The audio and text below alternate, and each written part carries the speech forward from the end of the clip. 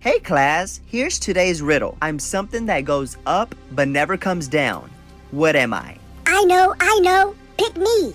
All right, Mark. Thank you. It's a helium balloon. Cause once you let that sucker go, you'll never get it back. It's not coming down. Well, the correct answer is your age. But I like the way you think.